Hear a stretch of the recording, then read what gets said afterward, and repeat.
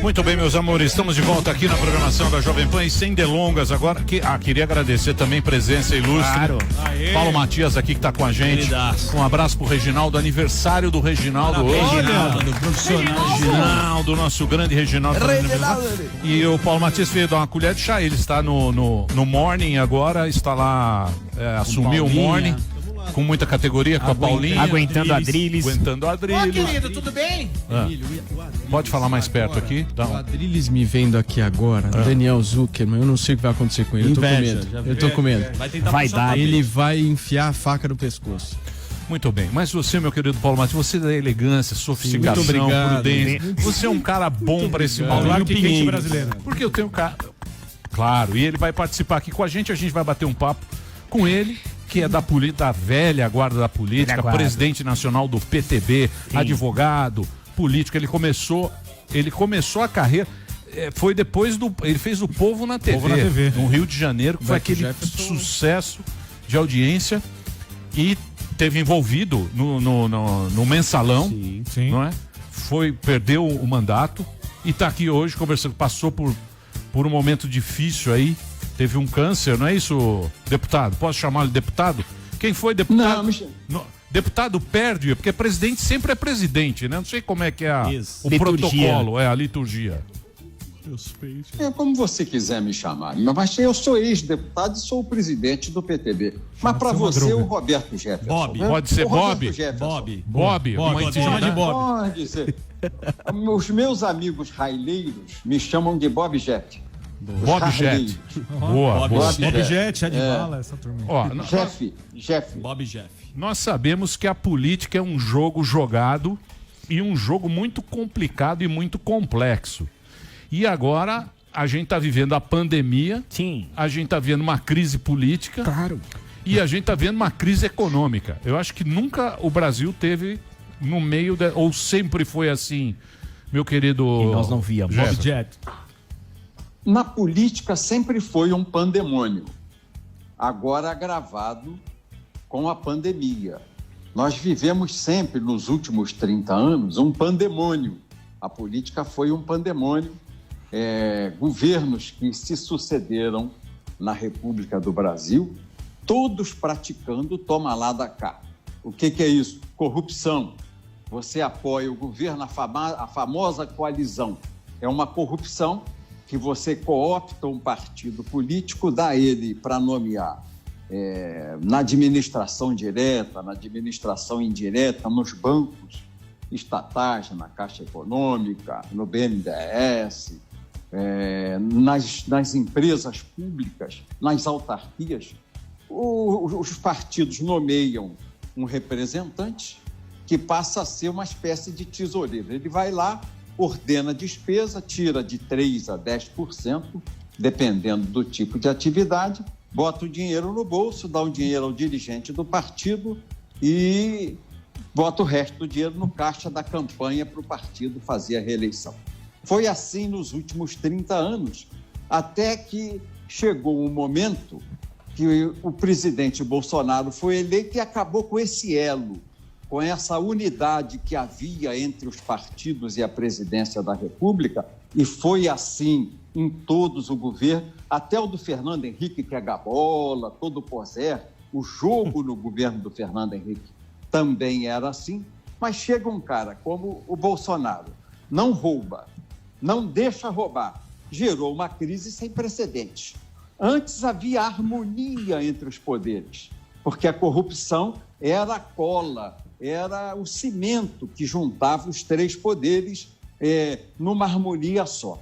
Quando um poder rompe com a corrupção, quebra o cimento da unidade, nós passamos a viver esse pandemônio da política junto com a pandemia importada da China, que é o coronavírus. Muito bem. Paulo, você quer fazer uma pergunta? Vamos lá, posso fazer, Emílio. Roberto Jefferson, boa tarde pro senhor. Belo bigode, viu? Parabéns. A gente estava até comentando aqui no intervalo. Obrigado. Tô bonito igual a você. Muito obrigado, não, agradeço. Um dia, quem sabe. Meu pai sempre usou bigode, eu nunca deixei um pouquinho. Mas Muito minha bem. mulher reclama que dá coceira no nariz dela na hora de beijar, ou nas horas mais íntimas ela reclama do bigode. Então, o que eu acho que a acontece? gente não precisa entrar. Bigode fininho. Eu agora resolvi deixar. Meu pai morreu. Eu digo, não, vou homenagear meu pai, que sempre teve bigode. Boa, meu o professor Roberto Francisco. Então, deixei meu bigode em homenagem a meu pai. Muito bem. Deputado, o senhor em 2012, em novembro de 2012, foi condenado a 7 anos e 14 dias de prisão por 2 crimes, corrupção passiva e lavagem de dinheiro. Para ser muito franco aqui com o senhor considera justa essa condenação? O senhor assume a sua culpa nessa condenação? Você vai se lembrar que em 2004 o PTB fez um acordo na eleição municipal de apoiar em São Paulo a candidata do PT, a Marta Suplicy, no Rio, o candidato do PT, que naquela época era o Bittar. Nós fechamos o acordo de apoiar o candidato do PT em Goiânia, em Belo Horizonte, em várias capitais do Brasil. Em contrapartida, o PT financiaria nossos candidatos em algumas capitais, em grandes cidades acima de 200 mil votos. O acordo era de 20 milhões. O PT cumpriu com 4 milhões, mandou nos entregar lá no PTB, pelas mãos do Marcos Valério, 4 milhões de reais. O que eu quero dizer a você? Quem disse isso ao Brasil fui eu. O Marcos Valério, perguntado se deu 4 milhões ao Roberto Jefferson ou ao PTB, ele negou em todos os interrogatórios aos quais foi submetido. O Delúbio, que era o tesoureiro do PT, indagado, você deu 4 milhões ao Roberto Jefferson e ao PTB? Ele negou em todos os seus interrogatórios. O Genuíno, que era o presidente do PT, que tinha feito o acordo comigo, em todos os interrogatórios do Genuíno, ele negou que houvesse me dado os 4 milhões de reais ou entregue ao PTB os 4 milhões de reais. E o Zé Dirceu, que era o chefe desses acordos, o homem que homologava todo acordo político em nome do PT, também negou em todos os interrogatórios, em todos os processos aos quais ele foi submetido. Apenas eu, Roberto Jefferson, disse, não foi a polícia que investigou, não foi a Justiça, não foi o Ministério Público, eu disse, na tribuna da Câmara dos Deputados, recebemos no PTB 4 milhões de reais, àquela época não chamava mensalão, era Caixa 2, e nem era corrupção nem lavagem de dinheiro, era Caixa 2 de campanha, tipificado como um crime administrativo no Código Eleitoral. Mas a Justiça retroagiu naquele julgamento do Supremo Tribunal Federal e eu fui enquadrado na legislação nova, dizendo que era corrupção e lavagem de dinheiro. Eu não aceito a tipificação, mas confesso a você que recebi do PT, por ordem do Zé Dirceu, que me foi repassado pelo Delúbio, pelo Genuíno e pelo Marcos Valério, 4 milhões de reais para as campanhas de vereadores e prefeitos do PTB no ano de 2004. O esquema, né? O esquema, né?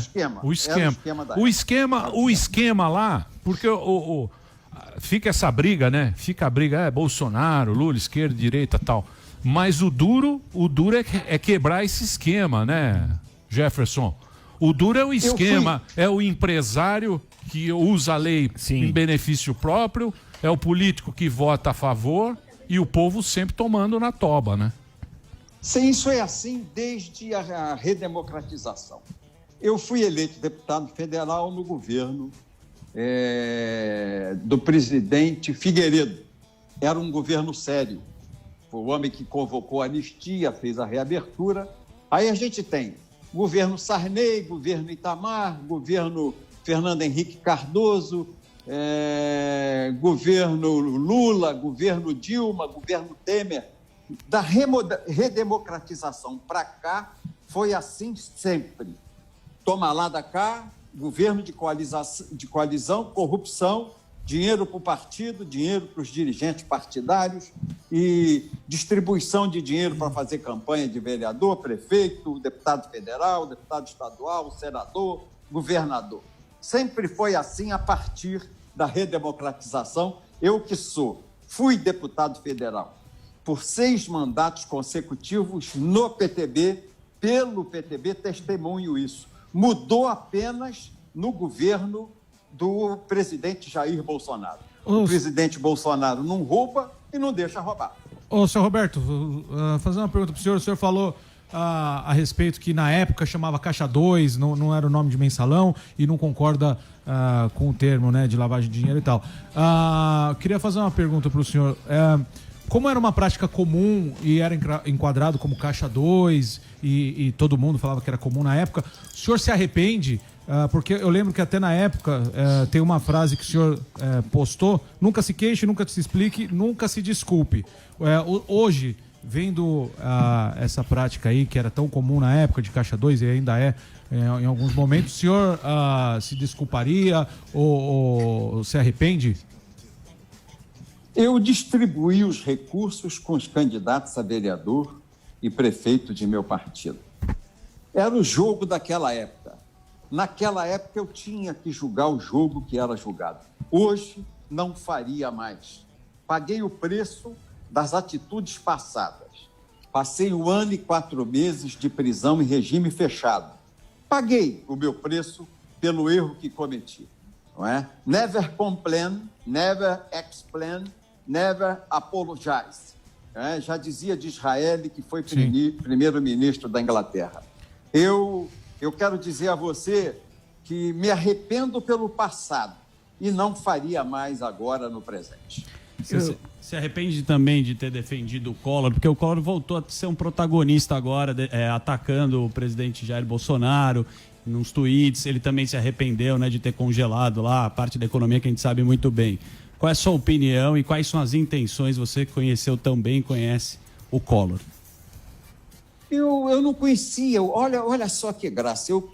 Eu tenho com o Collor uma relação muito superficial.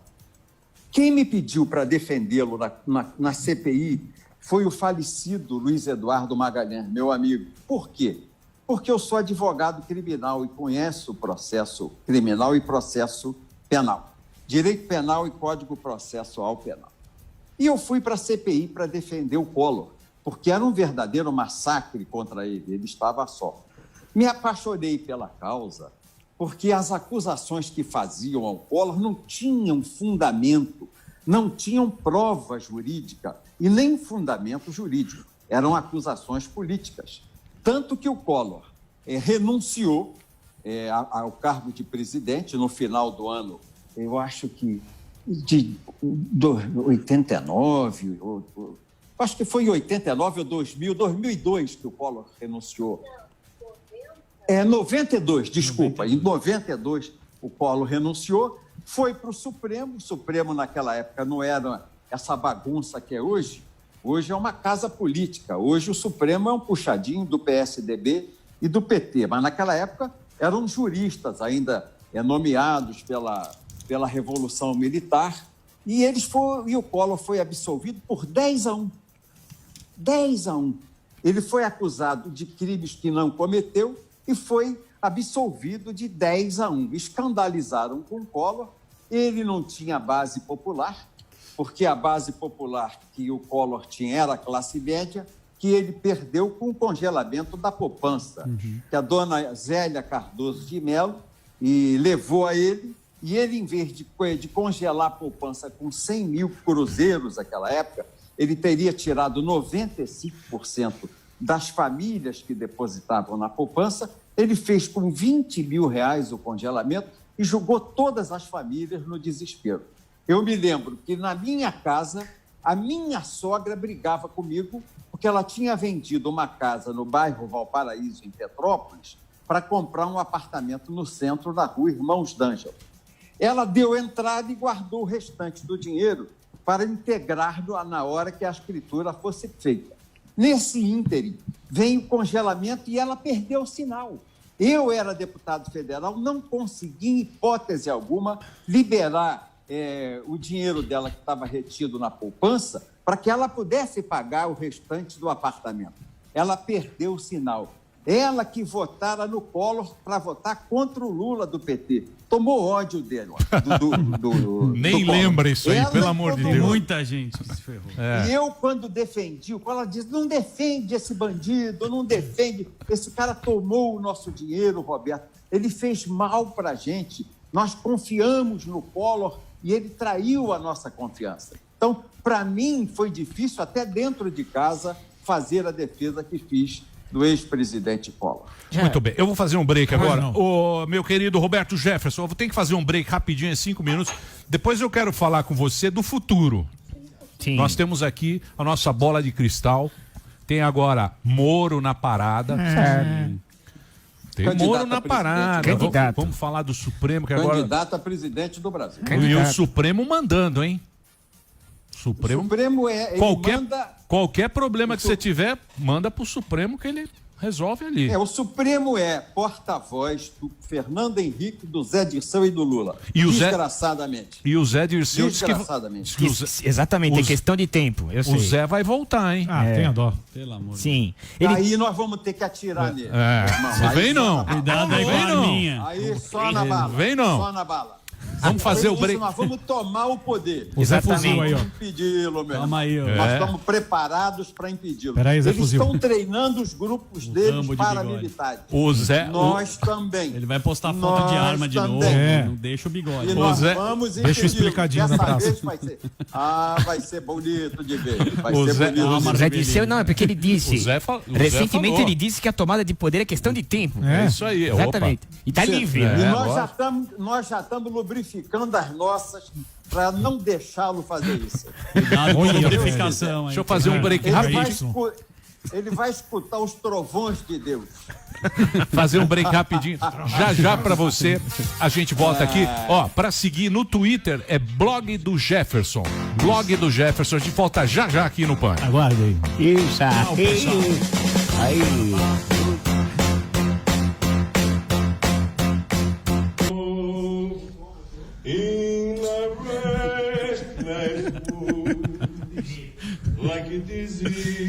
Que belo. É o Jefferson cantando. Pavarotti Muito do Rio de bem, Janeiro, muito exatamente. Você chegou a gravar o CD, não chegou a gravar, Jefferson? Gravei um CD, sim. Gravou, já tem né? uns 10 anos. É, isso aí. Há uns Mais 10 anos. Foi antes da cirurgia. Isso. Foi em 2011. Ô, Roberto Jefferson, você sabe que eu não gosto de usar esse termo polêmico, que é um termo muito... Polêmico. É muito polêmico, né? O tema polêmico. É polêmico, o polêmico. Mas a galera aqui é meio... metendo a lenha. Eu acho que é pelo jeito que você fala, que você é um cara assim muito claro e muito objetivo. E desde aquela época da época do Mensalão, você foi assim. Mas eu acho que tudo que é histórico, eu acho que é pra gente aprender, né? Eu acho que a gente tem que aprender também com os erros, aprender com as coisas. E muita gente falando que é um absurdo você estar aqui, que, vocês estão dando voz pro Roberto Jefferson, devia deixar ele enterrado lá, não sei o quê. O que você responde para essas pessoas? Você que agora tá no Twitter, e no Twitter é uma brigaiada danada, né? Sim. O que eu respondo? Que eu respeito pontos de vista diferentes do meu. Quem não gosta de mim, não gosta. Quem gosta, gosta. Eu aprendi com meu velho pai, o professor Roberto, que o homem que não tem lado não tem fundo. Eu sempre fui assim.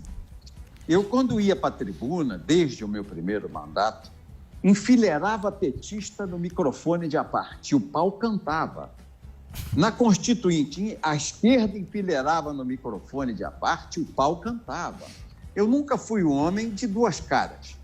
Eu nunca contei uma coisa de público e fui uma outra coisa na minha vida particular. Eu sempre fui o que eu sou. O meu eleitor, e eu ganhei 6 vezes a eleição, pode às vezes divergir de mim, mas sabe que eu vou me posicionar. Porque tem muita gente que não se posiciona. Eu tenho posição. Quem tem posição tem as pessoas que não gostam de si. não é? Tem posição, tem muita gente que diverge da posição, ainda mais no estado atual, onde os homens foram apassivados. A campanha globalista, as novelas da Globo, essa insistência aí, os homens foram apassivados. O apassivamento dos homens, a virilização das mulheres, a tentativa de erotizar nossas crianças, nossos pequeninos. Então, isso vem, é um processo de mudar a história da nossa civilização, a história da nossa humanidade. E eu não me rendo, eu não me deixo abater. Eu sou assim, guerreiro, frontal, digo a verdade, não minto, não é? Quem faz política comigo... Por que eu presido o PTB desde 2003, há 17 anos? Porque é sim, é não, é não. Eu não digo vou ver e traio depois, não. Eu custo a dizer sim, para não ter que voltar atrás. Eu penso, reflito, analiso, vou lá na frente, é um jogo de xadrez. Quais são as implicações? Se eu ceder aqui, o que vai acontecer lá, com aquele grupo lá da frente? Vai ter resistência? Vai. Aí não pode.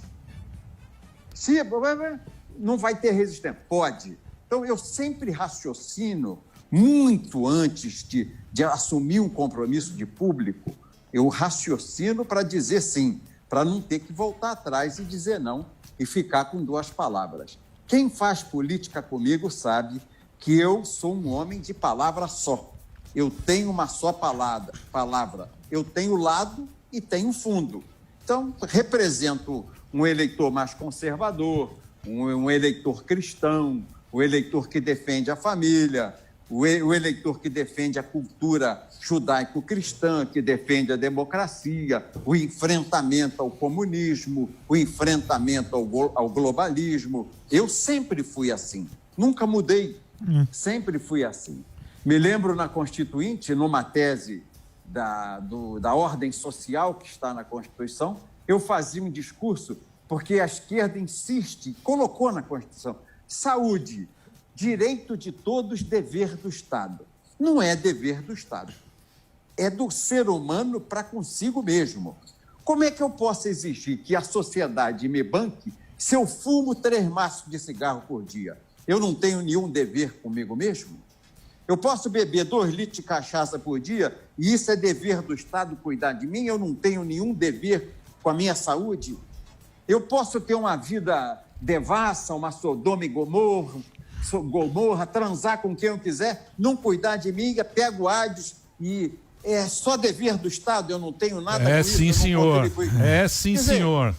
Eu preciso ter responsabilidade e é dever meu zelar pela minha saúde, pela saúde de meus filhos, pela saúde da minha sociedade, da sociedade que eu represento, e não exigir que apenas o Estado zele pelas suas irresponsabilidades. O cara cheira cocaína de manhã, de tarde, de noite. Fuma crack de manhã, de tarde, de noite. E a culpa é do Estado? É culpa da sociedade que ele cheira cocaína, fuma crack? Ele não tem nenhuma responsabilidade sobre isso? Quer dizer, essa terceirização de responsabilidade, eu sou contra. Mas eu estava defendendo isso na tribuna do Congresso, que isso era uma frase de passeata da esquerda sanitarista, e me pede uma parte o ex-governador de São Paulo, Mário Covas. Quando ele entrou em mim, eu comecei a dar um passeio nele. Aí entra correndo em plenário o Miro Teixeira, diz, você vai entrar em aparte no Roberto Jefferson. Tirou ele do microfone e veio o Miro para me apartear. Entrou no baile de novo. Aí enfileirou o PT todo. Entrou todo mundo no pau. Aí veio o Sérgio Aroca, que era o sanitarista responsável por isso. Entrou no pau também. Então, eu nunca corri da briga. O problema é esse. Eu sempre fui um homem de enfrentar as minhas posições. Eu gostaria de fazer uma pergunta. Pois não, professor Vila? Temos um candidato histórico aqui, né? Claro, o senhor Roberto Jefferson nasceu dia 14 de junho de 53, o mesmo ano que nasceu o Ministério da Saúde, claro. Eu queria fazer uma pergunta, aliás, sobre... O senhor disse que cessou a corrupção por parte do Executivo. E qual seria a grande condição sine qua non, né? A estratégia do Legislativo e do Judiciário para derrubar, então, o Executivo e tal? Primeiro se tentou impeachment, mas se percebeu, pela vontade do povo, Bolsonaro tem 35%, 34, 33, inarredáveis da pesquisa de opinião, de gente fechada com ele, os católicos, os evangélicos, os policiais militares, os policiais civis, os policiais federais, os policiais rodoviários federais, os membros das Forças Armadas, Marinha, Exército, Aeronáutica. Então, ele tem um grupo sólido de conservadores ao lado dele. Não dá para fazer um impeachment como foi o impeachment do Collor, que não tinha nada. Era o PRN, 12 deputados, um partido pequenininho com 12 deputados, e que não tinha base popular. O que estão tentando fazer com ele? Arranjar um processo crime para que os ministros do Supremo o denunciem, o processem. Aí tem o pedido de autorização para processo crime contra o presidente na Câmara dos Deputados. Não há mais como você iniciar um processo de impeachment via Câmara dos Deputados. O que estão tentando fazer é arranjar um crime que ele possa ter cometido. Estão dizendo aí, esse negócio do Moro, que ele quis intervir administrativamente na Polícia Federal para criar uma intervenção criminosa, uma intervenção de responsabilidade administrativa do presidente Bolsonaro, para que o Celso Mello possa mandar instaurar um inquérito criminal contra ele, receber uma denúncia do procurador-geral Aras e mandar isso para a Câmara, que aí fica mais forte e mais rápido para se tentar tramitar um processo contra ele. Mas não adianta também pedir impeachment sem gente na rua, né? Você sabe que impeachment é político, mas a galera tem que estar na rua. Sim. Tem que ter não dá pra ir na rua agora também, tem que ter o apoio popular. Exatamente. Aí para derrubar o presidente. E acho que também não aguenta três impeachment na sequência. Aí também... pede música no Fantástico, né? E tem que ter vice conspirando. Você veja, o Fernando Henrique foi o grande mago da conspiração do impeachment do Collor. Logo, ele cooptou o Itamar, de quem foi ministro de Relações Exteriores, depois ministro da Economia e fez o Plano Real, foi eleito 2 vezes presidente do Brasil. E o Fernando Henrique também foi o coordenador do impeachment da Dilma. Eu sei porque eu participei dos 2 impeachment. O do Collor eu era contra, mas era coadjuvante lutando contra esse grupo que o Fernando Henrique organizava. E no impeachment da Dilma, eu fiquei do lado do Fernando Henrique, organizando o impeachment contra a Dilma. Qual é o primeiro passo? Cooptar o vice. Lá atrás, cooptaram o Itamar. E agora nós, no presente, cooptamos o Temer, o Michel Temer. Se o vice não adere ao impeachment, não tem impeachment. Precisa do vice conspirando junto, senão não tem impeachment. Mas ali eles o general Mourão é um homem de conspirar contra o presidente. Mas o general Mourão tem posição firme. Mas, Jefferson, ali eles não esperavam o Bolsonaro, né? O Bolsonaro foi um outsider. Foi um trambolho, né? A esquerda tomou 2 grandes lições na vida. A primeira, na redemocratização, depois de tantos anos de revolução, perdeu para o Collor. Isso foi um trauma para a esquerda. A esquerda babava de ódio, queria se vingar do Collor de qualquer maneira. O Lula perdeu para o Collor. No debate que o presidente disse a ele, por que você nunca reuniu, por que você nunca reconheceu a Lurian como sua filha, ô Lula? Negou a paternidade da menina que você fez. E aí o Lula ficou engalado. E isso foi editado e saiu no jornal. Alinhamento com a Globo, com o Boni também. O Boni mesmo já confessou isso, né? Tinha um alinhamento. E depois foi aquela do som do Lula, que tinha um som em casa de 10 3 mil em 1, reais. Aí, o 3 em 1. O 3 em 1. Ele engasgou de novo. Aí quem ganha a eleição? Collor. Agora, nós tivemos por 22 ou 23 anos aquele embate paulista. Ora PT, ora PSDB. Ora Tucano, ora PT. Ora Tucano, ora PT. E eles achavam que iam continuar mandando assim mais 30 anos no Brasil. Sai o PT, entra o PSDB. Sai o PSDB, entra o PT. Entra uma cunha no meio e divide isso. Que foi a votação que foi surpreendente do Bolsonaro. E ele se colocou num eleitorado que é do DEM e do PSDB. que hoje são os dois principais articuladores da desestabilização do governo Bolsonaro. Porque o PT, o PCdoB, o PSOL, o PSD, o PDT, cumprem o dever de ser oposição. Eles são oposição e tem que fazer oposição mesmo, dura. A oposição faz esse jogo duro. Quem é que está com o jogo de conspiração? É o Rodrigo Maia na Câmara, DEM. É o Dória em São Paulo, PSDB. É o Fernando Henrique Cardoso, Tucano. Era o Witzel no Rio, mas hoje acabou, porque a Polícia Federal acabou com a banca dele e mostrou que o governo dele é um governo de corrupção. Acabando isso, entra no meio, no eleitorado do DEM, do PSDB, o Bolsonaro. Por que ele tem que sair? Senão o PSDB não tem vez, nem o DEM tem vez. O Dória não é páreo para o Bolsonaro. Você acha o Dória fraco? O Dória é fraco? É fraco, ainda mais tendo assumido esse papel de corretor de negócios da China. Se enfraqueceu muito. Se juntou aquele advogado... E o Moro? E o Moro? Tem o Moro. Vamos fazer, peraí, calma.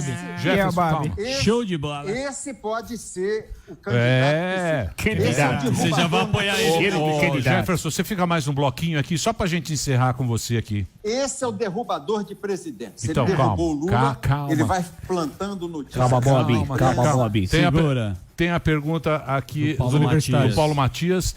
E tem a pergunta do Moro também, que agora temos o Moro. Candidato. Depois do break, o Twitter do Jefferson é @blog do Jefferson. A gente volta daqui a pouquinho, 2 minutos, para encerrar o nosso papo aqui na programação. E o Twitter do PT é @os outros.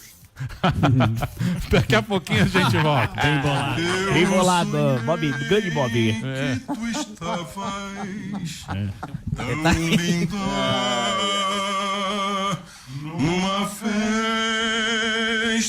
de raro. Muito bem, meus amores, estamos de volta aqui na programação da Jovem Pan. Hoje o papo tá muito bom. Roberto Jefferson tá aqui, o presidente nacional do PTB, batendo um papo com a gente, conversando com a gente. Muita gente odiando, mas muita gente gostando também. E o legal do Jefferson batendo um papo é um cara que teve lá na trincheira, no front. Exatamente, é um político da velha guarda e a gente tem muito que aprender com a história. Sim. Com todo... É quase uma Wikipédia. Exatamente, da política recente, recente, contemporânea. Pois não, meu querido Paulo, você tem mais uma pergunta para ele? Eu tenho mais uma pergunta para o deputado. Deputado, deixa eu te fazer uma pergunta. O senhor mencionou aqui que o senhor preside o PTB, um partido mais ao centro no Brasil, né? Mais conhecido como mais Centrão. Ao centro-direita. Centro-direita. Agora, né, deputado, porque em 2002 o senhor apoiou Lula e Ciro Gomes. Mas, enfim, a minha pergunta não é nem sobre isso. Eu gostaria de saber do senhor o seguinte... a gente vê uma série de políticos aqui no Brasil defendendo, né, o combate à pandemia, mais recursos para a área da saúde, que a gente tenha um foco na educação, na segurança pública. O senhor, já há quase 2 décadas, como o senhor bem disse, o senhor preside esse partido e só esse ano o senhor gerencia 22 milhões de reais de fundo partidário, né? Para quem está nos ouvindo e não sabe, esse é um fundo que foi criado no Brasil para financiar partido político. Então, com o dinheiro do pagador de impostos, que faz o financiamento da estrutura partidária que existe no Brasil, com mais de 30 partidos políticos. Mas não é só, o senhor também gerencia cerca de 48 milhões de reais do famoso fundão eleitoral, né? Que foi criado exatamente para não apenas estruturar os partidos políticos, porque esse já tem dinheiro reservado, mas também para pagar a campanha dos caras. Ou seja, na sua mão, deputado, nós temos cerca de 70 milhões de reais. A minha pergunta ao senhor é a seguinte: o senhor falou que está há quase 2 décadas aí na presidência do PTB. Em primeiro lugar, o senhor não acha que é necessário ter renovação política, né? Da gente ter pessoas novas assumindo posse? E em segundo lugar, qual o posicionamento do senhor nesse momento de pandemia referente a esses recursos? O senhor não acha que é um tapa na cara da sociedade os partidos políticos estarem usando isso dessa maneira absolutamente descarada enquanto faltam leitos de UTI nos hospitais públicos? É cuspir na cara do povo. Mas o senhor está cuspindo. Não tô, não. Não tá? Isso é de lei. Isso é de lei que você quer que eu faça. Não. Se doar esse dinheiro, eu sou processado. Não, senhor. Eu não se o posso senhor doar. não, senhor, se o senhor quiser se o senhor quiser não utilizar em nome da boa política, o senhor pode fazer, mas não, o senhor está preferindo distribuir. Isso é o Amoedo, que é banqueiro. Eu não estou julgando quem faz isso. Eu não estou julgando quem faz isso. Eu estou dizendo simplesmente que é uma necessidade hoje isso. O PTB foi o primeiro partido a dizer que era um absurdo o fundo eleitoral e o fundo partidário. Disse, mas usa, deputado. Essa é a inconsistência que eu estou abordando. O senhor está falando, mas está usando. Mas não interessa. Claro, sim. Porque eu não tenho mais a iniciativa privada para me ajudar, rapaz.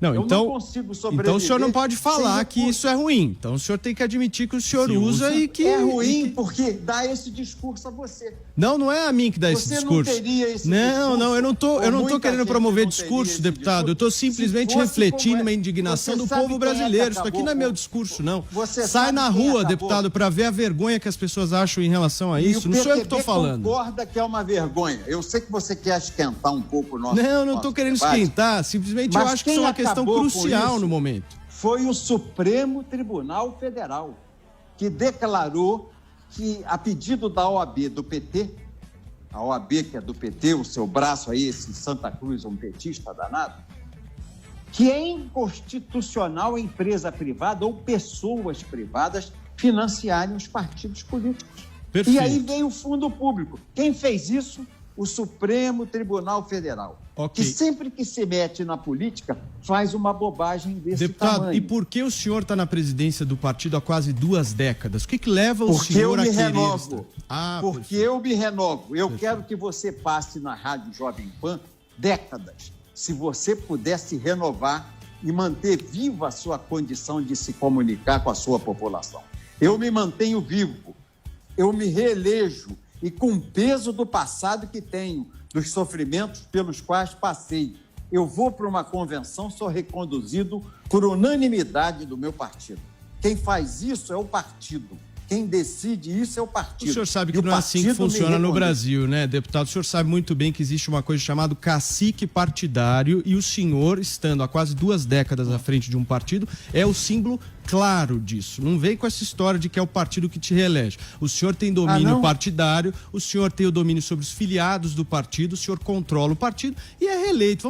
O senhor fala tanto de combate à corrupção, o senhor fala tanto de várias questões que eu concordo com o senhor aqui. Se o senhor está sendo sincero em várias questões, o senhor também tem que ser sincero nisso. O senhor tem que dizer o seguinte: o partido é meu, eu sou dono do partido. A verdade não sou, não. é essa. É não sim, sou, não. deputado. Tem é deputados sim, federais, tem senadores. Aqui. E toda eleição... O senhor é o dono. Bom, você está dando a sua opinião, vai ouvir a minha? Claro, eu estou aqui à disposição de ouvir. Eu só acho que nós não podemos ser hipócritas, só isso. A hipocrisia não pode existir aqui. Você fez o seu libelo. Eu fiquei fora do partido 5 anos, dos 17. Quando voltei em 2016, fui reeleito. E há 4 anos consecutivos presido o PTB. Vai vir a convenção. De novo, eu serei candidato a 4 anos de mandato como presidente do PTB. Então, mas o que te leva a ser candidato, deputado? O amor ao partido. O meu sonho é construir um grande partido. E se acabar o dinheiro público do partido, o senhor ainda vai manter o amor ao partido? Se secar esses 60 milhões de reais? Eu torço para que haja o dinheiro privado. Nós sempre existimos com o financiamento privado. O financiamento público entrou recentemente, há 5 ou 6 anos no passado. Nós sempre tivemos o financiamento privado. E o que é privado, o Estado não tem que se meter. Pena que o Supremo julgou no chão o financiamento privado e inventou esse troço, essa geringonça, que dá discurso a pessoas como você e a outras parecidas de acusar os partidos, dizendo que eles vivem dos impostos. E é verdade, mas o PTB se colocou contra, foi voto vencido. Quem inventou essa geringonça foi o Supremo Tribunal Federal, que há muito tempo vem mandando no Brasil dentro da gestão política. Então eles criam e o senhor usa, é assim que funciona. Então deixa eles criarem, deixa o desgaste para eles. Que eu feche o PTB? Não, eu quero que o senhor não use, só isso. Num momento como esse, o senhor não deveria usar isso. Na rádio, eu vejo o break de anúncio da Jovem Pan, tem vários anunciantes de peso. Eu vou proibir o anúncio da Jovem Pan, ela fecha. Se você não tiver financiamento, fecha. A diferença é que a Jovem Pan não é um partido político, deputado. Essa mas é a diferença. uma concessão pública, rapaz. Mas não interessa. Você interessa, é claro partido que político. Sim. É uma concessão pública e eu sou uma entidade privada. Se eu não tiver financiamento, eu fecho. Se a Jovem Pan não tiver financiamento, ela fecha. Nem fale isso. Não venha zicar, né, Bigodeira? Vem não, seu Madruga. Vai zicar. Não zica não, Felipão. Deixa eu falar. Opa! Trincheira, compadre. Agora nós não falamos sobre o muro. Você eu sei. E aí, candidato ou Deixa eu não? falar sério. Eu quero te convidar de novo pra gente falar do futuro. Bola de cristal, falar do Moro. É que hoje já foi o tempo aqui, já foi. Ficou o Matias já chegou aqui nervoso. Chegou aqui dando um nervoso, canhão né? no bigode, meu. Ele fala muito.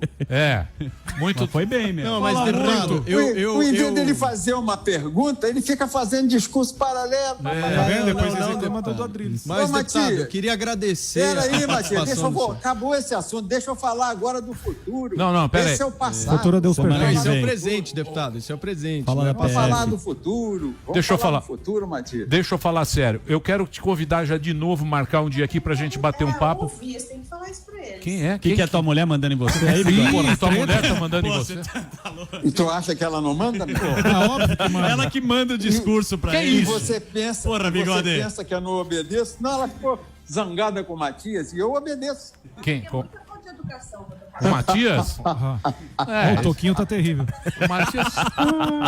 Canta aquarela pra encerrar o programa, por Peraí, favor. peraí. Dá uma Mas palhinha vamos final. falar sobre o futuro, sobre o Moro. Me deixa falar só um pouquinho sobre o Moro, para fechar o teu programa. Então você tem 1 minuto pra falar, mas é pouco. Então, repare só, o Moro, ele usa uma tática de destruir na opinião pública quem ele vai condenar. Ele fez isso com o Lula. Ele plantou notícias na opinião pública, nos jornais, anos da Lava Jato, 2 ou 3 anos, para condenar o Lula num processo que eu, que sou criminalista e li, que não tem provas. É um processo que tem evidências, mas não tem provas. É um processo que, no sério, o Lula teria que ser absolvido. E ele começou agora a fazer isso com o presidente Bolsonaro. Toda semana ele planta na mídia uma notícia que leva à dúvida a reputação do presidente como um criminoso administrativo que quis intervir na Polícia Federal. Toda semana ele vai, põe uma sementinha e rega de ódio. Para quê? Para destruir o Bolsonaro, abrir a pista para ele disputar a eleição presidencial. Ele destruiu o Lula, impediu do Lula ser candidato e está tentando a mesma manobra, o mesmo jogo que ele fez no passado, em cima do Lula, que levou o Lula à condenação, ele está tentando fazer de forma suez, de forma canalha, de forma irresponsável, dolosa, maliciosa, com o presidente Bolsonaro, um homem que confiou nele. E ele se colocou dentro do governo 1 ano e meio para poder ter argumentos para destruir o governo Bolsonaro. E todo mundo sabe, o Bolsonaro não rouba e não deixa roubar. Porque se fizesse isso, estava na boca do povo, condenado já pela imprensa e a opinião pública. Era só isso.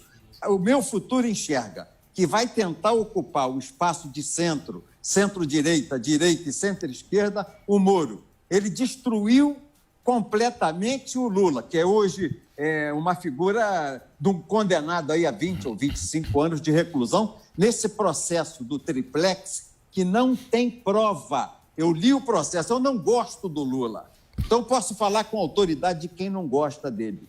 Não tem prova. O Moro foi plantando na opinião pública o rancor ao Lula. Foi plantando, foi plantando. Quando ele deu a sentença, o Lula já estava condenado. E eu estou vendo ele repetir aquela mesma estratégia de minar, de sangrar. É aquele palhaço de tourada que põe as bandeirilhas no lombo do touro. O toureiro passa o pano vermelho, aí vem o palhacinho, põe 2 bandeirilhas.